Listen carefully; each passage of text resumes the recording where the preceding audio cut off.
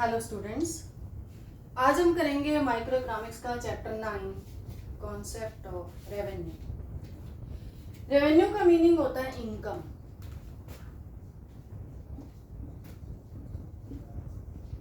Revenue means income या cell receipts. कोई भी फर्म या प्रोड्यूसर जब किसी चीज का प्रोडक्शन करता है तो प्रोडक्शन किस लिए करता है? अंडरस्टूड है, सेल के लिए करता है। तो प्रोडक्शन को सेल करके जो उसके पास सेल रिसिट्स आती हैं या इनकम आती है उसे कहते हैं रेवेन्यू। अब मान लो कोई क्लोथ मैन्युफैक्चरिंग फर्म है, उसने क्लोथ बनाया, मैन्युफैक्चर किया और 1000 मीटर क्लोथ की सेल की और पर मीटर की जो प्राइस थी वो 50 रुपीज प्राइस है। तो फर्म का जो रेवेन्यू है वो क्या आएगा? 1000 को 50 से मल्टीप्लाई करेंगे तो 50,000। ये है फर्म का रेवेन्यू। अब जो रेवेन्यू है वो प्रॉफिट से डिफरेंट है। रेवेन्यू और प्रॉफिट जो है वो डिफरेंट चीजें हैं। प्रॉफिट को हम कैसे फाइंड आउट करते हैं? Profit is equal to revenue minus cost. एक प्रोड्यूसर को एक प्रोडक्ट का गिवन अमाउंट प्रोड्यूस करने के जो खर्चे आते हैं उसे कोस्ट कहते हैं। हमने प्रीवियस चैप्टर में स्टडी किया है। और अगर रेवेन्यू में से कोस्ट माइनस कर दी जाए, revenue whatever a firm is getting from the sale of a given amount of a commodity, that is called revenue.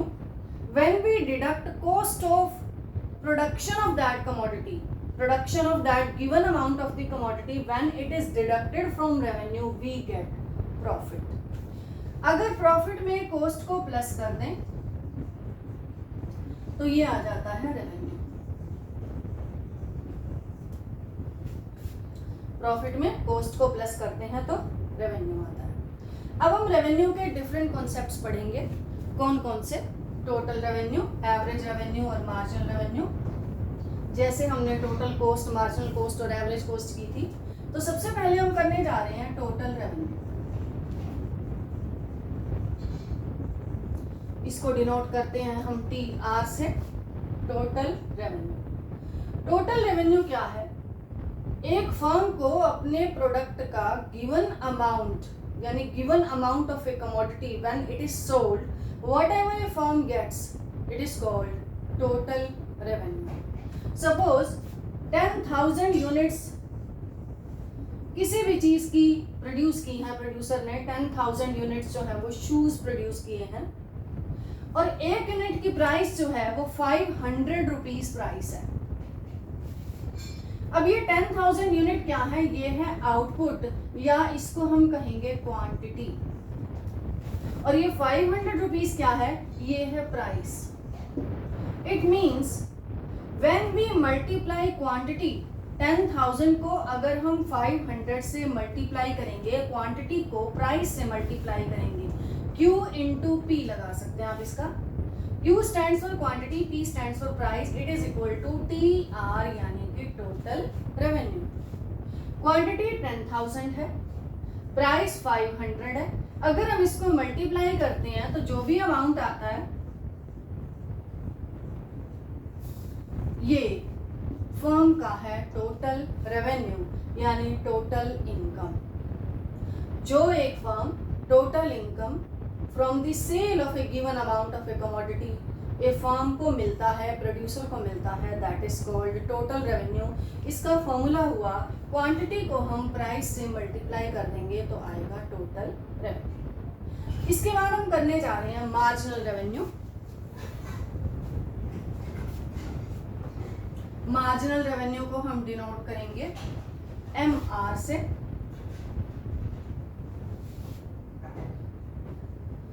Marginal revenue MR से डिनोट करेंगे।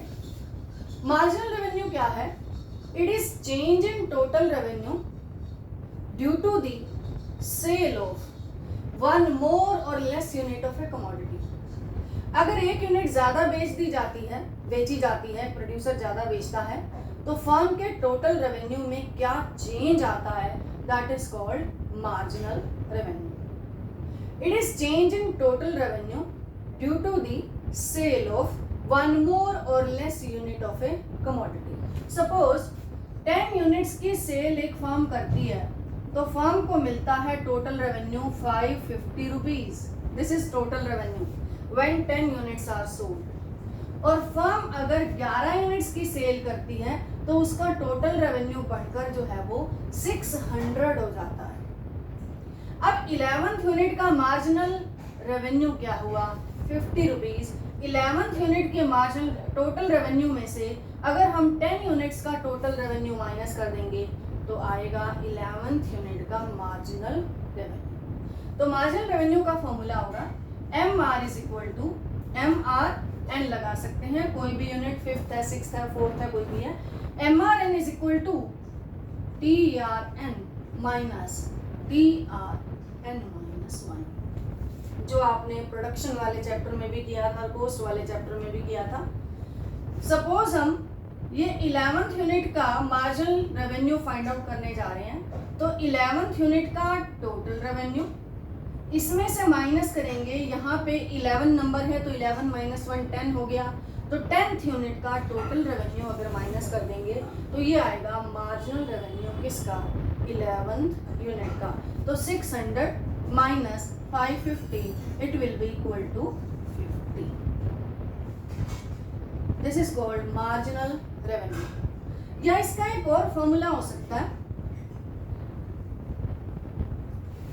MR is equal to change in TR divided by change in Q।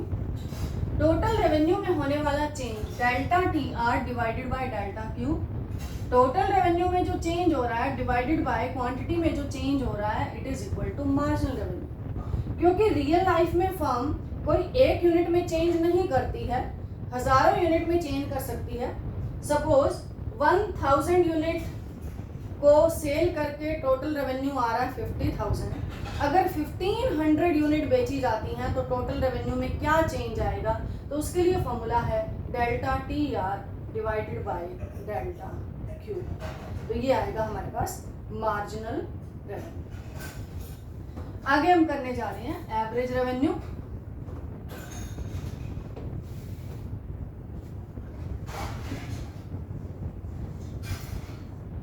इसको denote करेंगे AR से। Average revenue क्या है, per unit revenue of A firm is called average revenue. यानी product की एक यूनिट को बेचकर जो फर्म को मिलता है, ए फर्म इज गेटिंग व्हाटएवर, तो उसे कहेंगे एवरेज रेवेन्यू। जैसे 10 यूनिट्स की सेल करके एक फर्म को 1000 रुपीज मिलते हैं। Total revenue is 1000 when 10 units are sold. तो हमें एवरेज रेवेन्यू चाहिए। इसका मतलब एक यूनिट कितने की है, 1000 डिवाइडेड बाय 10, 100 रुपीज। तो ये 100 रुपीज जो आ रहा है, ये क्या आ रहा है, एवरेज रेवेन्यू आ रहा है। अब आप क्या देख रहे हैं कि ये जो एवरेज रेवेन्यू है या फिर प्राइस है, ये एक ही बात है। 10 यूनिट्स को बेचकर अगर फर्म को 1000 मिल रहा है, तो एक यूनिट को बेचकर क्या मिलेगा, 100 रुपीज। इसका मतलब जो एक यूनिट है उसकी प्राइस क्या है, 100 रुपीज। यानी जो एवरेज रेवेन्यू है और जो प्राइस है वो एक ही बात है, सेम थिंग है। अगर आपको न्यूमेरिकल क्वेश्चंस में प्राइस लिखा आता है, AR लिखा नहीं आता है, तो आप उसको समझिए कि ये AR है, क्योंकि यहाँ मैंने बता दिया कि एक यूनिट की सेल करके फर्म को जो मिलता है उसे एवरेज रेवेन्यू कहते हैं। अब एक यूनिट पर जो बेचा जा रहा है यानी वो उसकी प्राइस है, तो एवरेज रेवेन्यू और प्राइस एक ही बात है। एवरेज रेवेन्यू का जो फॉर्मूला है दैट इज, ये हमने 1000 क्या देखा, टोटल रेवेन्यू, और 10 क्या है, क्वांटिटी या output. When TR is divided by Q, total revenue को अगर हम Q से डिवाइड करेंगे तो ये आएगा एवरेज रेवेन्यू। आपने टोटल रेवेन्यू, मार्जिनल रेवेन्यू और एवरेज रेवेन्यू के कॉन्सेप्ट और उसके फॉर्मूले किए। टी आर का एक फॉर्मूला तो ये था Q इंटू पी। अब यहाँ भी आप देख रहे हैं Q इंटू ए आर। अगर हम ए आर को Q से मल्टीप्लाई करेंगे तो टी आर आएगा।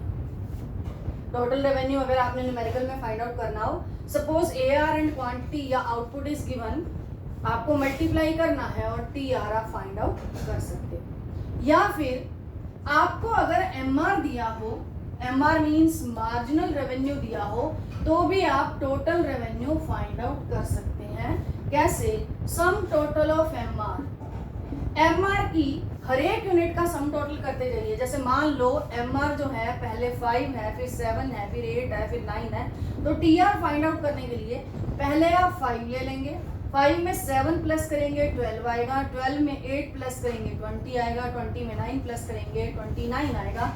इस तरीके से आप टी आर फाइंड आउट कर सकते हैं। When M R, A R और टी आर, इन तीनों में से कोई भी एक चीज गिवन हो और क्वांटिटी गिवन हो, तो आप बाकी दोनों चीजें फाइंड आउट कर सकते हो। इसको अंडरस्टैंड करने के लिए हम आगे करने जा रहे हैं।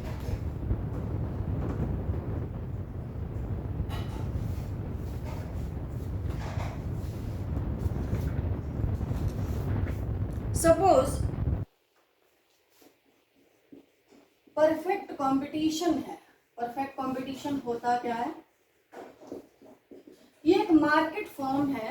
मार्केट की डिफरेंट फॉर्म्स होती हैं, आप नेक्स्ट चैप्टर करोगे इसके बारे में डिटेल में, परफेक्ट कंपटीशन क्या होता है। मार्केट की अलग अलग फॉर्म होती हैं। एक परफेक्ट कंपटीशन होता है, मोनोपोली होता है, मोनोपोलिस्टिक कंपटीशन होता है, ओलिगोपोली होता है, ड्यूओपोली होता है। बहुत सारी मार्केट फॉर्म है।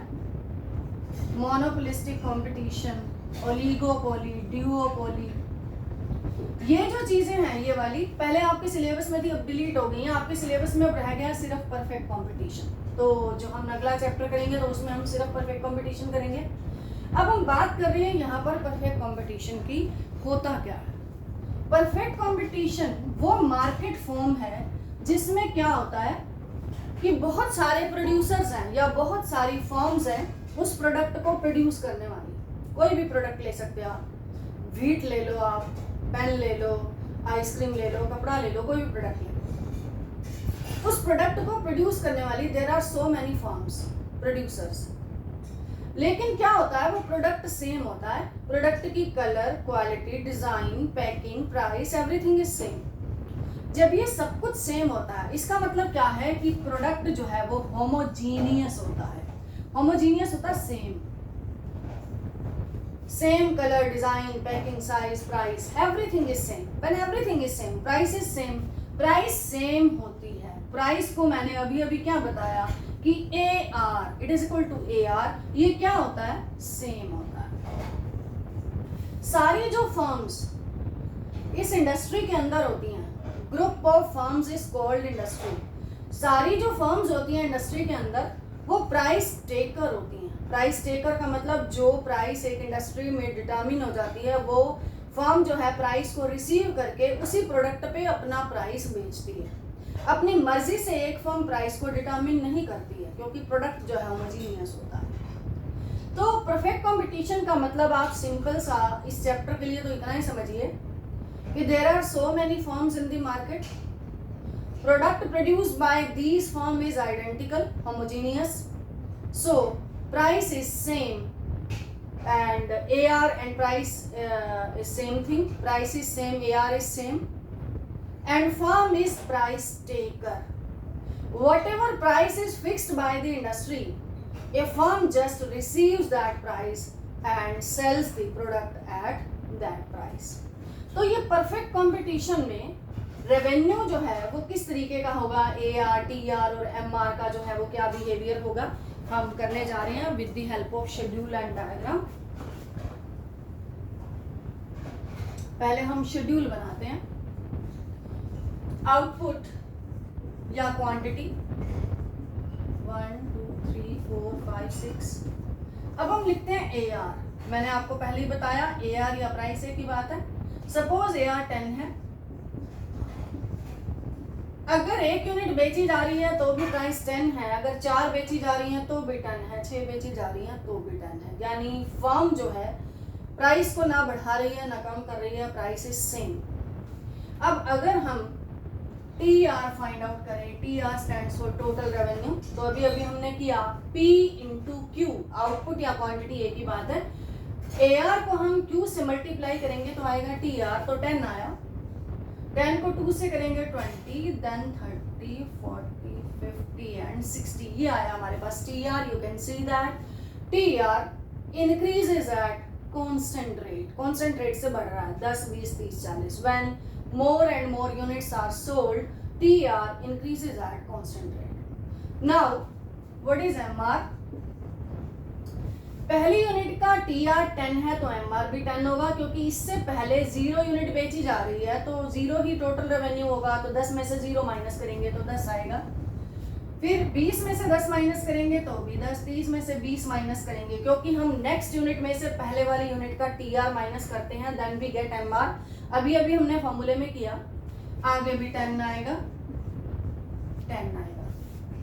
तो आप क्या देख रहे हैं कि परफेक्ट कंपटीशन में AR and MR both are same and TR increases at constant rate, constant rate से बढ़ रहा है। क्यों? क्योंकि ये सारा प्राइस के कारण से है, प्राइस सेम है। अगर प्राइस सेम है तो MR भी सेम होगा, क्योंकि TR में आप चेंज देख रहे हैं सेम रेट से हो रहा है, तो MR होता क्या है? TR में होने वाला चेंज ही होता है, एडिशनल रेवेन्यू होता है, तो MR भी क्या आएगा? सेम आएगा। अब हम क्या करेंगे? परफेक्ट कंपटीशन में TR, AR और MR कर्व्स बनाएंगे। पहले हम TR कर्व बना लेते हैं।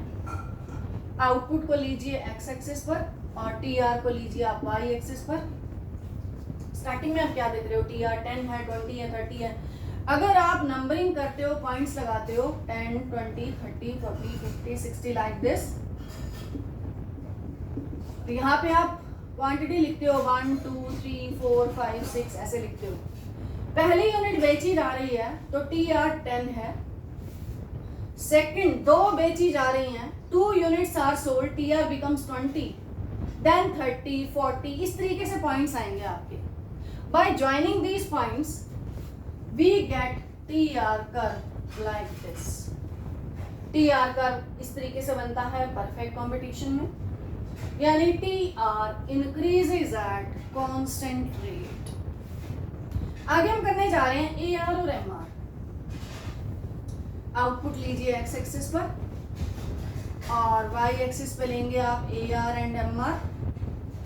अब आप क्या देख रहे हो? AR 10 है, MR भी 10 है। फर्स्ट यूनिट बेची जा रही है तो भी प्राइस 10 है, 4 बेची जा रही हैं तो भी 10 है, 6 बेची जा रही हैं तो भी 10 है। Similarly you can see that MR is also same. Suppose ये 10 है, ये 0 यूनिट है, ओरिजिन है 1, 2, 3, 4, 5, 6, 7। पहली यूनिट पे MR 10 है, AR भी 10 है, तो AR कर्व बना लेते हैं पहले, MR भी सेम ही बनेगा। दूसरी यूनिट पे 10 है, तीसरी पर भी 10 है, चौथी पर भी 10 है। इस तरीके से आपके पॉइंट्स आएंगे। By joining these points we get AR curve, AR curve. You can see that it is parallel to X axis, X axis के पैरेलल है। और आप MR को भी अगर ड्रॉ करते हैं तो MR भी सेम बनेगा। AR is equal to MR like this. AR MR curve is parallel to x-axis in which market? In perfect competition like this. ऐसा आपका बनेगा। TR कर्व आप देख रहे हैं इस तरीके से बनेगा और AR और MR कर्व इस तरीके से बनेगा। तो शेड्यूल का पैटर्न और डायग्राम का पैटर्न जो है आपको ऑब्जर्व करना है, लर्न करना है इन परफेक्ट कंपटीशन। आगे चलते हैं।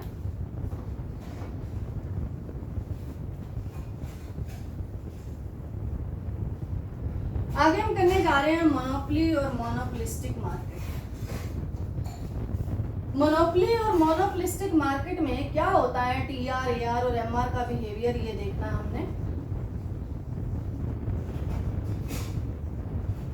मोनोपोलिस्टिक कंपटीशन, मोनोपोली मार्केट नाम से पता लग रहा है, मोनो मीन्स सिंगल, पोली मीन कंट्रोल, जिसमें सिंगल प्रोड्यूसर का कंट्रोल होता है। जैसे एग्जांपल है रेलवेज। अब तो रेलवेज भी गवर्नमेंट की मोनोपोली नहीं रहने वाली है, धीरे धीरे प्राइवेटाइजेशन होने वाला है। और मोनोपोलिस्टिक कंपटीशन होता है कि एक प्रोडक्ट के बहुत सारे सब्स्टिट्यूट्स होते हैं। जैसे कि आप घर में बहुत सारी चीज़ें यूज़ करते हो, सपोज आपने टी यूज़ की, रेड लेबल है, टाटा है, टेटले है, कोई और ब्रांड है। इसी तरीके से आप सोप यूज़ करते हो, टूथपेस्ट यूज़ करते हो, आप अपने डिफरेंट ब्रांड्स के गारमेंट्स यूज़ करते हो, शूज़ यूज़ करते हो, पेन्स यूज़ करते हो। तो ये मोनोपोलिस्टिक कंपटीशन के एग्जांपल है कि एक प्रोडक्ट जिसके बहुत सारे सब्स्टिट्यूट्स हैं, उसके अलग अलग प्रोड्यूसर्स हैं, और ये जो बहुत सारे सब्स्टिट्यूट्स हैं, ये सब्स्टिट्यूट्स का काम तो कर रहे हैं, लेकिन हर प्रोडक्ट दूसरे प्रोडक्ट से थोड़ा सा डिफरेंट होता है। जैसे लक्स सोप जो है वो सेवलॉन से डिफरेंट है, लेकिन वो सब्स्टिट्यूट है। सेवलॉन जो है वो डेटोल से डिफरेंट है, वो सब्स्टिट्यूट है। तो ये सब्स्टिट्यूट्स प्रोड्यूस करते हैं, तो हर फर्म का प्रोडक्ट दूसरे प्रोड्यूसर से थोड़ा डिफरेंट होता है, तो प्राइस भी डिफरेंट होती है। और मोनोपोली वो मार्केट होती है जिसमें सिंगल प्रोड्यूसर का कंट्रोल होता है, अपनी मर्जी से वो प्राइस को फिक्स कर सकता है, चाहे वो ज़्यादा करे चाहे वो कम करे। तो थोड़ा ही समझना आपने। तो इन दोनों मार्केट्स के लिए टीआर, एआर और एमआर कर्व का क्या बिहेवियर होगा वो स्टडी करेंगे। अब अंडरस्टूड है, मोनोपोलिस्टिक कंपटीशन या मोनोपोली में अगर कोई भी सेलर या प्रोड्यूसर किसी भी प्रोडक्ट का ज़्यादा अमाउंट सेल करना चाहता है तो उसे प्राइस को कम करना पड़ेगा। अगर वो कम यूनिट सेल करता है तो उसे प्राइस तो ज़्यादा मिल जाएगी, यानी उसको प्रॉफिट देखना है तो वो कम यूनिट्स ज़्यादा प्राइस पर सेल कर सकता है। लेकिन अगर उसे ज़्यादा यूनिट सेल करनी है तो उसे प्राइस को कम करना पड़ेगा। तो एआर का, एमआर का और टीआर का बिहेवियर इन दोनों मार्केट्स में कैसा होगा, तो उसके लिए आप एक जैसी शेड्यूल और एक जैसे डायग्राम्स जो है बना सकते हैं। तो कैसे बनेंगे, इनमें आउटपुट लिखा है हमने 1 2 3 4 5 6 7 8 लिख लेते हैं। ए आर लिखते हैं average revenue. Suppose 1 unit is sold, A R या प्राइस इज 10। एक यूनिट बेचता है। अब जनरल रियल लाइफ में कोई एक यूनिट नहीं बेचता, आप इसको 1 लाख यूनिट भी लगा सकते हो, 1000 यूनिट भी लगा सकते हो कि 10 रुपीज़ पर बेची जा रही हैं। तो एक यूनिट बेची जाती है तो ए आर या प्राइस है 10। अब अगर वो फर्म या प्रोड्यूसर 2 यूनिट्स की सेल करना चाहता है तो उसे प्राइस को कम करना पड़ेगा। सपोज प्राइस को किया 9.5, 3 यूनिट बेचनी है तो प्राइस को किया 9, 4 बेचनी है तो किया 8.5, फिर किया उसने 8, 7.5, 7, 6.5, इस तरीके से उसने प्राइस को कम किया है। इफ ए प्रोड्यूसर और seller sales more and more units of a commodity. अब ए आर ये है, यानी आपने जो ए आर का पैटर्न दिखाना है वो डिमिनिशिंग दिखाना है, कम होता हुआ दिखाना है। 10, 9.5 आप ऐसे भी दिखा सकते हैं, 10, 9, 8, 7 ऐसे भी दिखा सकते हैं। अब टी आर फाइंड आउट करेंगे हम। टी आर जो है ए आर को क्यू से मल्टीप्लाई करके आएगा, तो पहली यूनिट का आ रहा है 10, दूसरी यूनिट का देख रहे हो आप 19 आ रहा है, 27 आ रहा है, 36 आ रहा है, सॉरी 34 आ रहा है,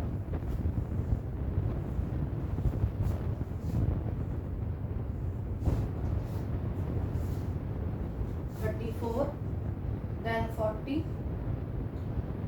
इसके बाद आ रहा है ये 45, फिर आ रहा है 49, फिर आ रहा है 52, इस तरीके से।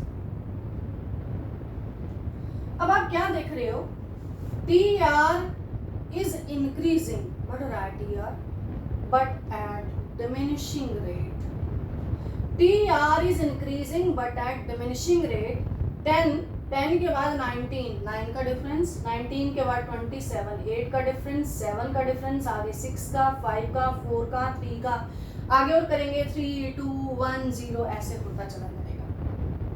टी आर आ गया हमारे पास, कैसे, ए आर को क्यू से मल्टीप्लाई करेंगे। Now we are calculating M R. पहली यूनिट का टी आर जो 10 है उसको सेम एम आर 10 लिख सकते हैं, क्योंकि इससे पहले अगर 0 यूनिट बेची जाती तो टी आर 0 होता, 10 में से 0 माइनस करते तो 0 आता, 10 आता। 19 में से 10 माइनस करेंगे 9, फिर आया 8, यहाँ पे 7, 6, 5, 4, 3। अगर हम आगे भी करते हैं इस तरीके से तो आएगा 2, 1, 0, फिर आएगा -1 ऐसे, अगर आप यहाँ बढ़ाते चले जाओगे तो। यानी एम आर पहले ज़्यादा है, फिर कम हो रहा है, और 0 के बाद ये नेगेटिव होना स्टार्ट हो गया। अब आगे बढ़ा लीजिए, इसको 6 कर लेते हैं हम, यहाँ पे 9 कर लेते हैं, 54 आएगा तो यहाँ पे 2 आ जाएगा। इस तरीके से यहाँ पे 10 करेंगे, 5.5 करेंगे तो ये आ जाएगा आपका 55, यहाँ पे 1 का डिफरेंस होएगा। और यहाँ पे 11 करेंगे, यहाँ 5 करेंगे, फिर 55 आएगा तो 0 आ जाएगा MR। तो आगे अगर हम 12 करेंगे, यहाँ पे हम 4.5 करेंगे तो यहाँ आएगा 54, तो आएगा यहाँ पे -1। इस तरीके से आप इसका बिहेवियर जो है वो शो कर सकते हैं। Now we are making diagram AR, MR और TR का। पहले हम TR का बना लेते हैं। कौन सी मार्केट में? Monopoly and monopolistic competition. किसी भी मार्केट में आपको बनाना आता है तो आपको सेम डायग्राम और सेम शेड्यूल बनाना है। Output is shown on x axis, TR is shown on y axis, total revenue. अब आप इसका बिहेवियर TR का क्या देख रहे हो? TR इज इंक्रीजिंग, बढ़ रहा है, बट एट डिमिनिशिंग रेट। और यहाँ पे लास्ट में देखिए TR 10th और 11th यूनिट पे क्या है? TR सेम है, 54 के बाद 55 है, फिर 55 है। उसके बाद भी अगर बेची जा रही है, प्राइस कम की जा रही है, तो TR ने कम होना शुरू कर दिया है, 54। तो डायग्राम आपका बनेगा लाइक दिस। अगर आप इन पॉइंट्स को यहाँ पे प्लॉट करते हैं और फिर इनको ज्वाइन करते हैं तो आपका कर्व बनेगा लाइक दिस। ऐसे बनाइए, TR को बढ़ाइए डिमिनिशिंग रेट पर। एक पॉइंट पर आपने TR को मैक्सिमम दिखाना है, बिल्कुल शेड्यूल के अकॉर्डिंग बनेगा। अगर आप बनाएंगे, शेड्यूल के अकॉर्डिंग नहीं भी बनाएंगे तो कर्व का पैटर्न लर्न कर सकते हैं, तो वैसे ही बना सकते हैं। ये TR यहाँ पर मैक्सिमम है, मैक्सिमम होने के बाद TR ने गिरना शुरू कर दिया। आपको बस इतना ही दिखाना है। आपकी बुक में एक्स एक्सिस को टच करते हुए दिखाया हुआ है, नहीं दिखाना है आपको, इतना ही दिखाकर लिख देना है आपने यहाँ पर TR। दिस इज TR का टोटल रेवेन्यू का। और आप क्या देख रहे हो कि इस पॉइंट पर TR जो है वो मैक्सिमम है। ए पॉइंट लगा दीजिए। जो हमारे शेड्यूल में 11th यूनिट कंज्यूम की जा रही है, 11th यूनिट सेल की जा रही है 5 रुपीज पर यूनिट पर, एंड टोटल रेवेन्यू 55। इससे पहले भी 55 है, तो ये कांस्टेंट है, मैक्सिमम है इस पॉइंट पर TR। इसके बाद देखिए जब 12th यूनिट बेची जा रही है at the price of 4.5, TR becomes 54, यानी कि डाउन होना शुरू हो जाता है। तो ये दिखाया आपने TR। इसी के नीचे ही AR और MR शो कर सकते हैं, सेम डायग्राम बना सकते हो आप। आउटपुट MR और AR, एक डायग्राम के 2 सेगमेंट बना सकते हो। अब इसको बनाने का आसान तरीका क्या है? जहां पे आपने TR को मैक्सिमम दिखाया है वहां से परपेंडिकुलर पहले ही एक्स एक्सिस पर ले आइए। क्यों ले आना है?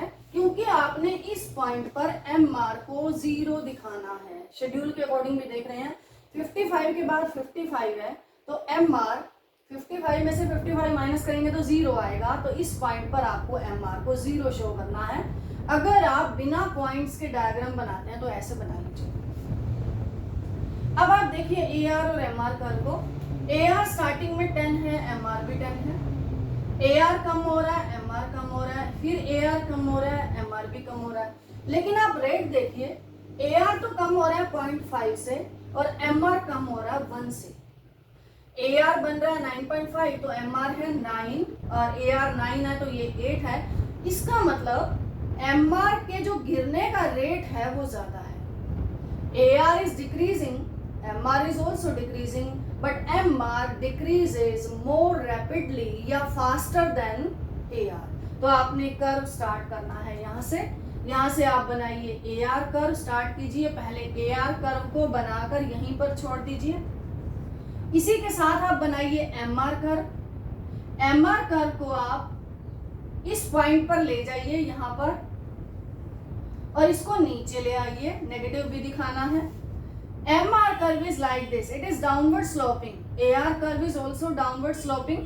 MR curve is downward sloping. At point B, MR is 0. After point B, it becomes negative. क्या देखा आपने इसमें?